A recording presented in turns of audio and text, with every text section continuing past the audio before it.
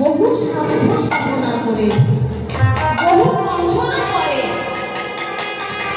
তাদের একটি পুত্র সন্তান ঘর আলো করে।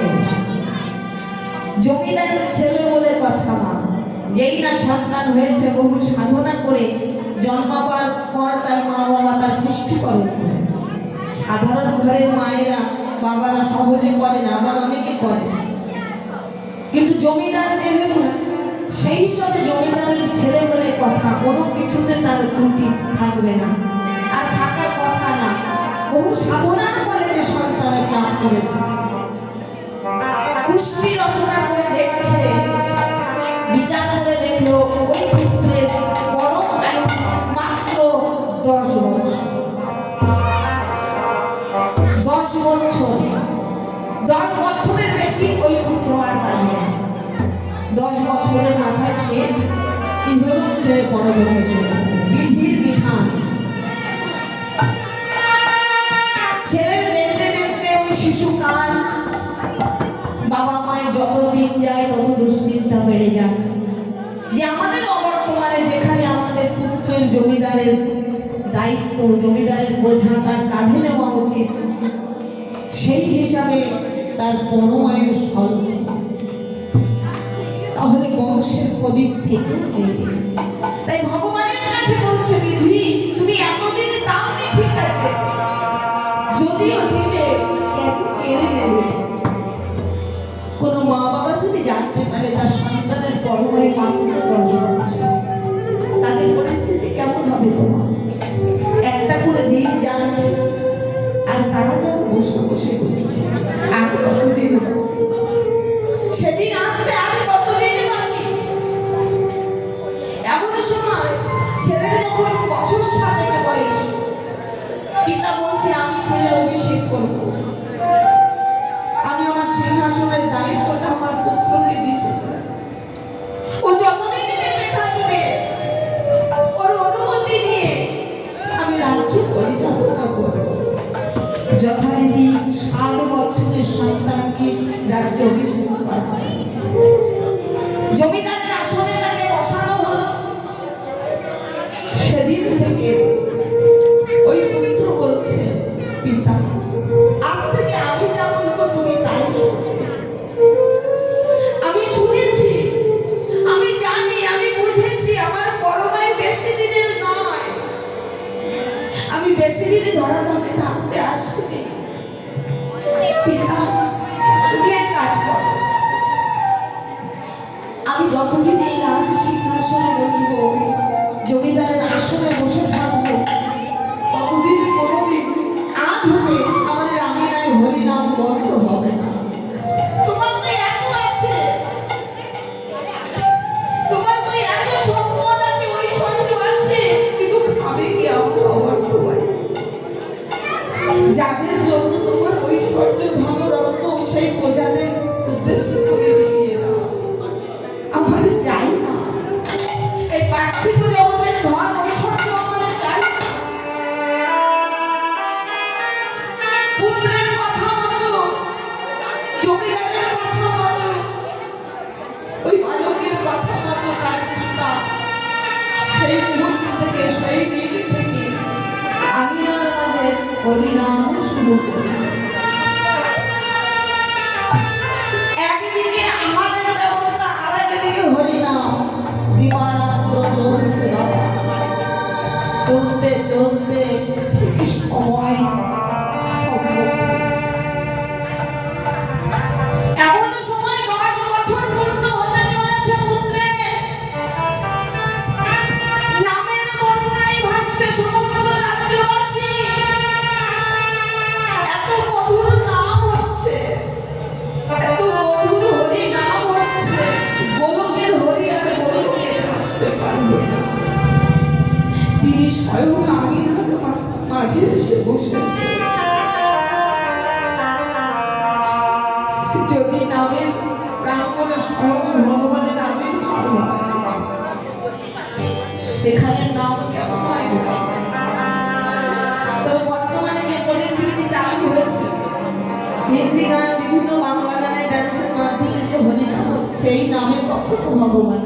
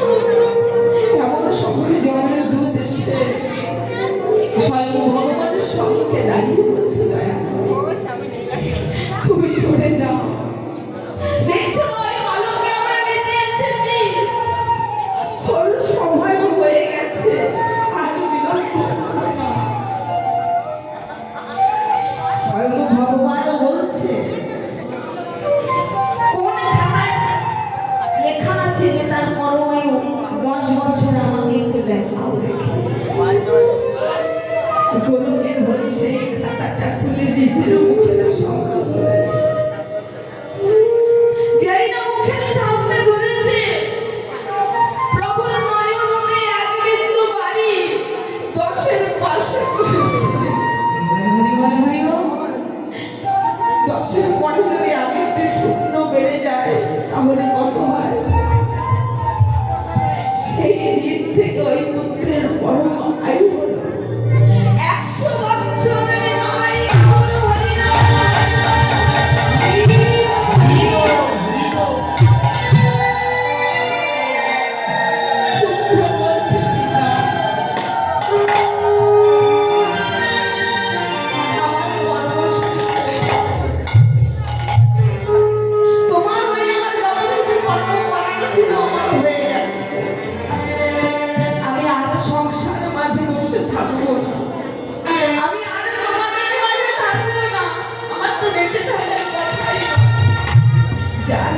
জীবনটা বাকি জীবনটা তার উদ্দেশ্যে কাটিয়ে দেব। তুমি একবার অনুমতি দাও, পিতা মাতার কাছ থেকে অনুমতি দিয়ে এতটুকু বাড়ি সেই দিন থেকে গৃহত্যাগী হয়ে চলেছে ঈশ্বরের সন্তান। দেখো বাবা, তিনি নাম জানা ছেলের থেকে আর কাঁদবে, আর আমরা সাধারণ মানুষ বিষয়ে আশায় মগ্ন হয়ে আমার ঘরে বসে রইলাম। এটা আমার, ওটা আমার, সব আমার। কিন্তু আমরা জানি না এই জগতে কোনো কিছু আমাদের নয়। হরিনাম করলে বাবা কি হয়? ডুবে যাবে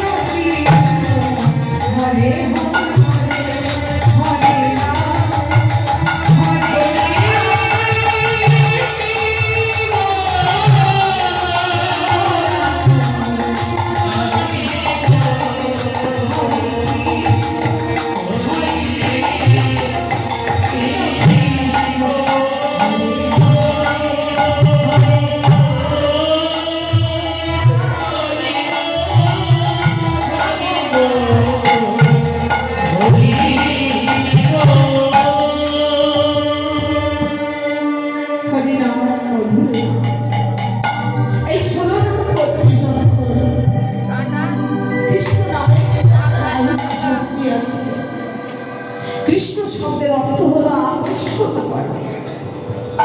আপনাদের কি ঘরে কল্পনা নাই? রাতের ঘুম ছেড়ে এখানে এসে বসে আছেন এই ঠান্ডার মধ্যে।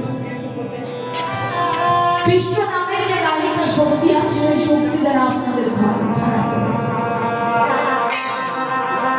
দেখো মা, আমরা যে সাধের মানব জনমটা পেয়েছি এক জন্মে কৃষ্ণ ভক্ত হওয়া যায় না। জনম জনম ধরে সাধনা করতে করতে একজন ভক্ত মহাজন হতে পেরেছে। অর্থাৎ যদি কোটি জনমের স্বীকৃতি থাকে তবে একজন মানুষ সংসার ছেড়ে বৈরাগ্য নিতে হয়।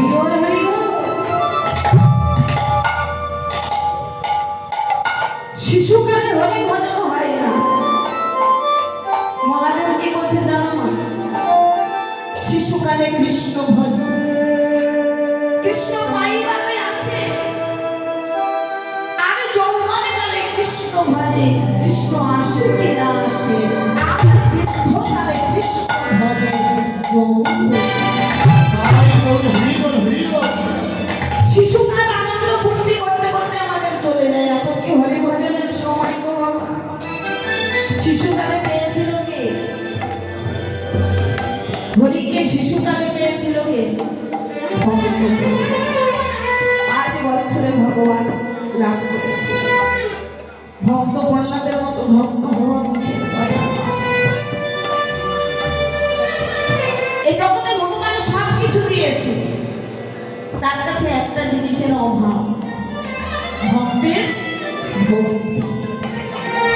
ভক্তি যার ভগবান তার, ভক্তি ছাড়া কখনো ভগবানের কৃপা লাভ করা যায় না, যায় না। গৌর সুন্দর ভাব দর্শন করছে নদীয়ার নাগরিক, আর গৌর হরি তার নয়ন দর্শন করছে নদীয়ার নাগরিক। সেই ভাবলতা অন্তরালে দাঁড়িয়ে মহাজন আমার কি বলছে জানেন না?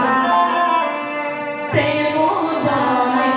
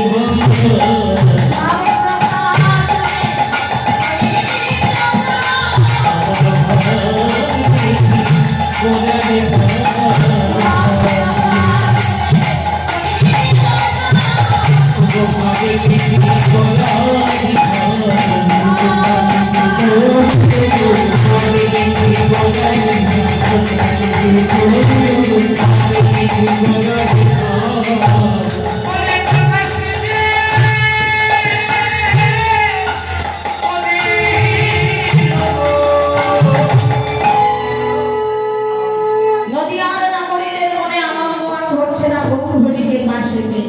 তারা আজ কি করছে জানো মা? নদিয়া নাগরে সব, নদিয়া নাগরে সব কি আনন্দ হলো রে, আমার গৌরে নদী আমার বিদায়